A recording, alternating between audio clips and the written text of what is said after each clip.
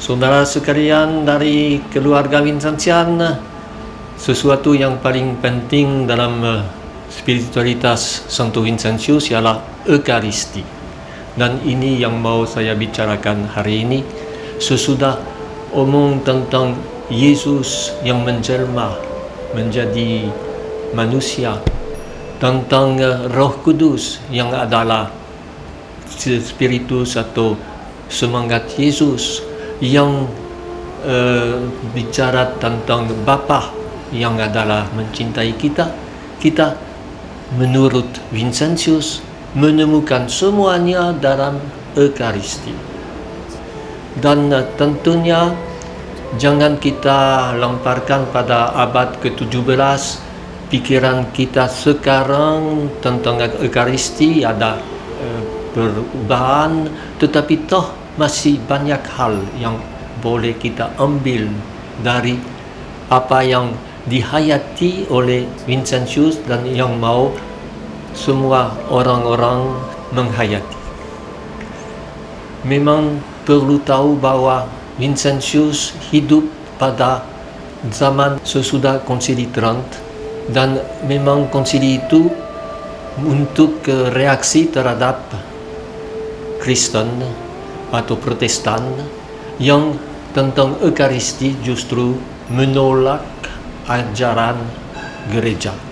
Maka mau menekankan ajaran itu, dan tentunya kalau mau menekankan sesuatu akan menekankan poin-poin tertentu. Kalau kita lihat dari Pierre de Bérulle, Kardinal de Bérulle yang menjadi bapa pembina rohani untuk Vincentian, kita lihat dalam Opuscule de Piété, yaitu karangan-karangannya tentang kesalahan banyak tentang Ekaristi, dan dikatakan bahwa Ekaristi adalah karya Yesus, Imam Agung. Dan tentu Bérulle yang menciptakan suatu kongregasi untuk imam-imam menekankan peranan para imam, para pastor. Dan dalam hal ini, ya tidak salah, tentu benar, tetapi justru Vincentius akan membawa sesuatu yang jauh lebih luas, yang bisa dikatakan hampir seperti yang dikatakan dalam Konsili Vatikan kedua tentang Ekaristi, yaitu dia akan lebih menekankan imamat semua orang yang dibaptis. Dan dalam hal ini dia berkata bahwa misa atau Ekaristi adalah pusat dari kesalehan untuk semua orang yang mau menjadi pengikut Yesus. Tentunya dia menyesal bahwa pada zamannya cara merayakan misa begitu kacau. Dia ceritakan dalam salah satu konferensinya bahwa ada yang mulai dengan Tuhan inilah anak domba Allah, ada yang apa saja mengucapkan doa sembarangan. Dia berkata memang waktu pada permulaan abad ke-17, waktu dia mulai memberi misi-misi, kacau balau. Tidak ada dua pastor yang merayakan misa secara sama, terutama di pedalaman. Maka dia justru mau supaya dikembalikan kepada sesuatu yang lebih teratur, tetapi bukan sesuatu yang rutin. Sekali lagi dia berkata kepada sister, ikut misa setiap hari memang perlu. Kepada putri kasih dia omong begitu, tetapi jangan asal-asalan, jangan karena aturan, tetapi harus sungguh-sungguh datang dengan rasa bahwa kita rindu akan Tuhan, Dalam Ekaristi, Tuhan menyerahkan diri, mempersembahkan diri kepada Bapanya, dan mengindung Bapa memberikan Yesus kepada kita sebagai makanan. Itu yang ditegaskan oleh Vincentius. Dua jalur, dua arah. Arah dari sini ke Bapa, arah dari Bapa ke sini, dan kedua-duanya dalam diri Yesus. Dan itu yang memang perlu persiapan untuk merayakan Ekaristi. Pernah Vincentius mau merayakan misa dan tiba-tiba ingat bahwa ada satu orang yang tersinggung perasaannya karena kerja atau kata dari Vincentius. Dia tidak sebut apa persisnya, tapi dia berkata, waktu itu saya buka pakaian misa, meninggalkan sakristi, dan pergi dulu berdamai dengan orang itu. Pergi dulu membuat dia tidak merasa sakit hati karena aku. Karena untuk dia, Ekaristi adalah pertama kerukunan antara semua orang dalam diri Yesus, yang diantar oleh Yesus kepada Bapa, yang menerima Yesus dari Bapa. Dan dalam hal ini dia berkata bahwa pernah dia tanya kepada sister putri kasih, apa yang sister kira sedang buat kalau ikut misa? Dan dia jawab, bukan imam saja yang mempersembahkan sakramen Maha Kudus, tetapi kamu semua yang hadir. Dan itu yang katanya, inilah yang perlu mengerti, mempunyai suatu devosi untuk mempersembahkan bersama dengan Yesus. Dan hal itu dia ulangi lagi untuk pastor-pastor dalam suatu konferensi pada tahun 1659, dalam konferensi tentang peraturan kongregasi misi. Dia berkata, ketika seorang pastor merayakan misa, jangan kira bahwa pastor yang merayakan, tetapi Yesus, Tuhan kita, yang adalah imam utama. Dialah yang mempersembahkan kurban itu. Pastor hanya seorang pelayan dari Tuhan kita. Coba, pelayan, bukan mempunyai kuasa, tetapi pelayan. Tuhan Yesus Kristus mau menggunakan pastor itu untuk membuat nyata persembahannya. Dan yang mendampingi pastor sebagai misdinar dan semua orang yang ikut misa, kata Vincentius, ambil bagian seperti pastor dalam persembahan yang dilakukan itu, dan bersama dengan dia seperti pastor akan berkata, dan dia omong dalam bahasa Latin, orate fratres ut meum ac vestrum sacrificium acceptabile fiat apud Deus de Deum Patrem omnipotentem.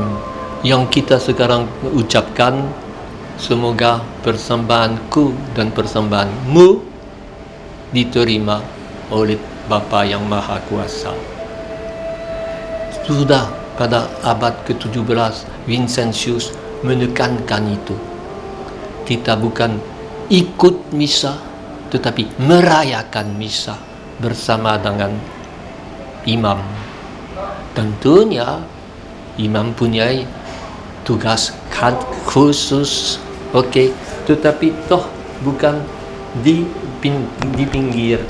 Memang katanya, orang yang ikut misa kadang-kadang berpartisipasi pada kurban Yesus lebih daripada imam yang merayakan misa itu kalau kasih mereka lebih besar. Inilah yang bukan soal ditabiskan, tetapi soal iman, soal kepercayaan dan cinta yang penting. Bukan, kata Vincentius dalam konferensi itu, bukan kualitasnya sebagai pastor atau sebagai biarawan yang buat karyanya diterima oleh Allah, tetapi kalau kasihnya lebih besar. Ini suatu hiburan, kata Vincentius. Dia selalu ada pandangan untuk kaum awam, lain dari Beryl yang pandangannya khusus untuk imam-imam. Kedua-duanya bolehlah, tetapi semangat Vincentian justru adalah semangat kaum awam.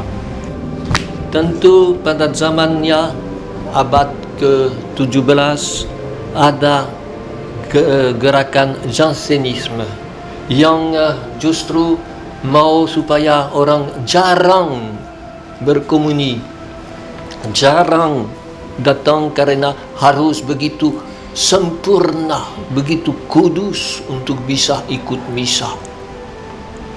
Vincentius lebih larangnya seperti orang Yesuit, yaitu bukan boleh ikut misa sembarangan, tetapi misa bukan untuk orang kudus. Misa untuk kita justru yang perlu menguduskan diri, yang perlu justru misa ini juga untuk menghapus dosa kita. Ini dalam permulaan misa kita mulai dengan mengaku, saya berdosa dan mohon semoga Allah menghapus dosaku. Sebelum komuni kita sekali lagi berkata, aku tidak layak, tetapi Tuhan panggil aku datang.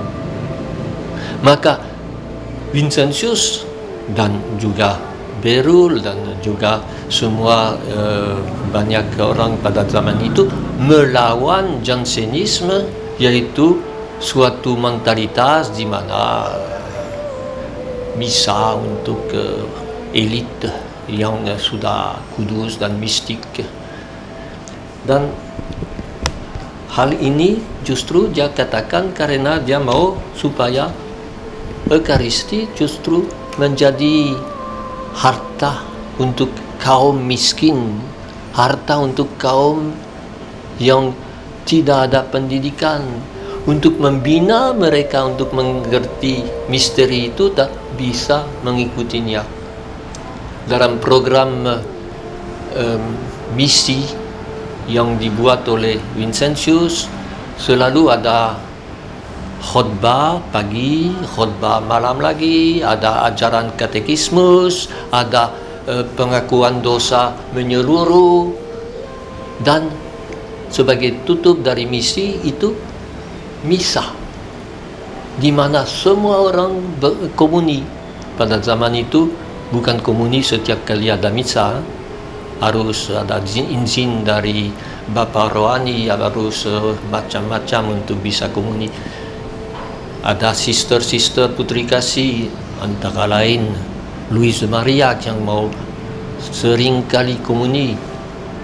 Vincentius dalam mentalitas zaman itu berkata, tenanglah, jangan komuni menjadi rutin.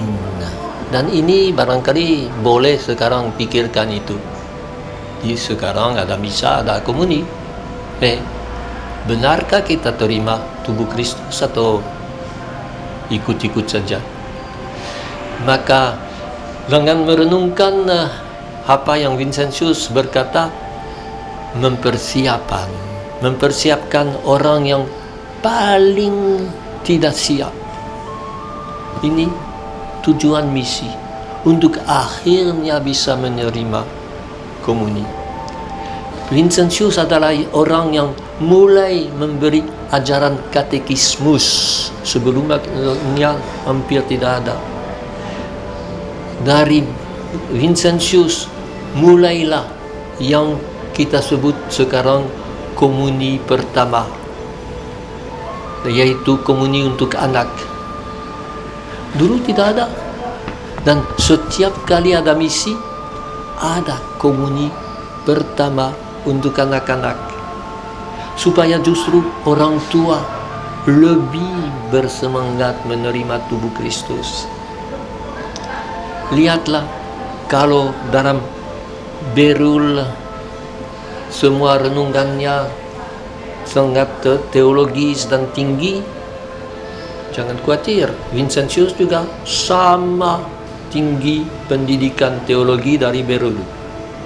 Tetapi dia selalu ambil halnya dari segi pergi kepada orang kecil, pergi untuk mengajarkan kepada mereka, justru yang sampai sekarang dikhususkan untuk elit atau orang-orang yang begitu saleh, begitu berdevosi.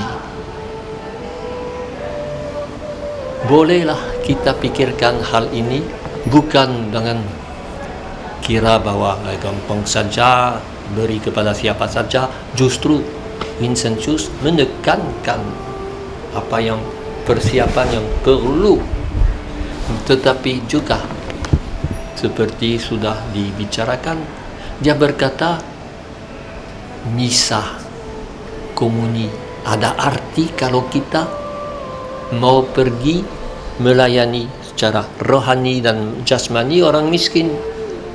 Ingatlah kata Vincentius, kalau ada orang miskin yang perlu dilayani waktu kamu mau ikut misa, tinggalkan misa saja, pergi layani orang miskin dulu.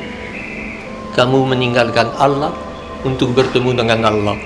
Berarti dalam Ekaristi kita bukan suatu devosi pribadi, bukan menemukan Yesus sebagai yang luar biasa, tetapi menemukan Dia yang sudah mau menjadi sebegitu dekat dengan orang miskin, yang sudah mengorbankan diri untuk mereka, dan yang sekarang memang ada dalam kemuliaannya dan datang untuk menjadi untuk kita kekuatan karena diutus oleh Bapaknya. Apakah sudah memperhatikan bahwa semua doa dalam Ekaristi kecuali satu doa diarahkan kepada Allah Bapa dengan perantaraan Yesus. Dan kalau Yesus menjadi di Ekaristi atau roti dan anggur menjadi tubuh dan darah Yesus, ini kerja Roh Kudus. Imam letakkan tangannya dengan berkata, ya Bapa, utuslah rohmu supaya roti dan anggur menjadi tubuh dan darah Kristus. Bukan pastor yang mengubahnya. Pastor digunakan oleh, dan ini yang ditekankan oleh Vincentius. Yang utama Yesus Imam Agung, pastor-pastor sebagai yang digunakan, tetapi bukan sendirian, kita semua ikut. Saya kira spiritualitas macam itu bisa mengatasi banyak godaan masa sekarang. Godaan rutin, yaitu yang paling bahaya. Godaan juga karismatik, dengan berkata, mengira bahwa harus ada emosi, harus ada hebat-hebat. Godaan untuk membuat Ekaristi supaya saya senang, merasa, sedangkan Ekaristi supaya saya lupa diri seperti Yesus, mempersembahkan diri bersama dengan Dia, menjadi di dalam tangannya persembahan kepada Bapa, dan menerima dari Bapa apa yang akan bisa kubagikan kepada orang lain, kasihnya. Ini sebagai hal yang sangat penting dalam peraturan umum kongregasi misi, yaitu Lazaris. Saya baca sebagai penutup. Tidak ada cara yang lebih unggul untuk menghormati misteri-misteri dari agama kita daripada penyembahan sewajarnya dan penggunaan yang baik atas Ekaristi yang Maha Kudus itu. Entah kita memahaminya sebagai sakramen, yaitu dari segi Allah kepada kita, atau sebagai kurban dari segi Yesus terhadap Bapanya. Sesungguhnya hal ini merupakan lambang bagi misteri-misteri lain, yaitu inkarnasi, yaitu Allah Tritunggal dan seterusnya. Dan dari dirinya sendiri, Ekaristi merupakan lambang bagi semuanya, dan dari dirinya sendiri menguduskan dan pada akhirnya memuliakan jiwa-jiwa dari mereka yang berhubungan dengannya dan mereka yang mengorbankan diri cukup besar. Dengan cara ini, Tritunggal yang Maha Kudus dan Sabda yang menjadi daging dimuliakan sepenuh-penuhnya. Maka tak ada sesuatu yang lebih menyenangkan kita daripada memperlihatkan untuk menghormati sakramen dan kurban ini bahwa kita sungguh-sungguh mau dilibatkan. Lagi pula kita ingin memelihara agar penghormatan dan penghargaan yang sama harus diberi pada misteri ini oleh orang lain. Selalu segi diutus, bukan sudah puas karena saya menerima.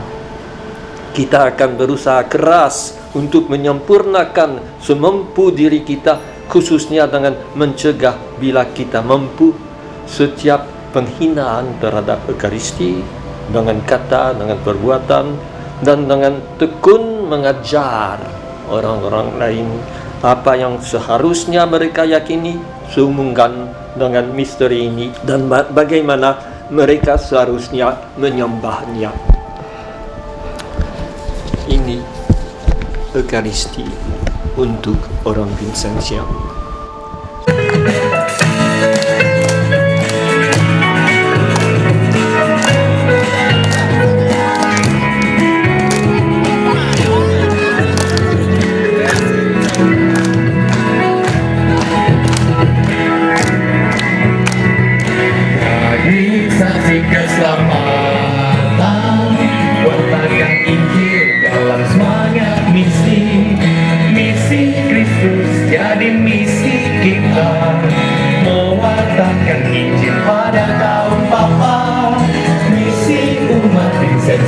Indonesia, saksi Kristus di dunia. Ayo suster muda, kelompok para frater, bersama semua batang karya Kristus dalam mengakibat satu Vincentius. Mari kita bersama membangun umat gereja. Misi umat Vincentia Indonesia yang sedia menyuarakan sabdanya, dalam kasihnya telah kematiannya diutus kemana saja. Misi umat Vincentia Indonesia dengan kasih tulus ikhlas melayani agar umat beriman mengamini karya Kristus di dunia. Dalam semangat kebersamaan mengabdi tulus tanpa balasan untuk membebaskan para tawanan dari segala godaan.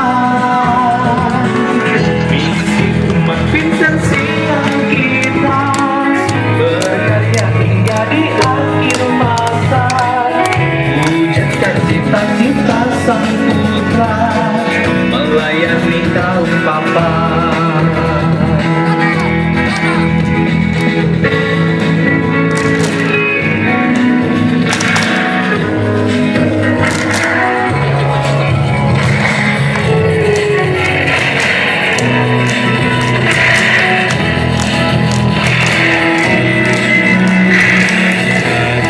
Saksi keselamatan, wartakan Injil dalam semangat misi.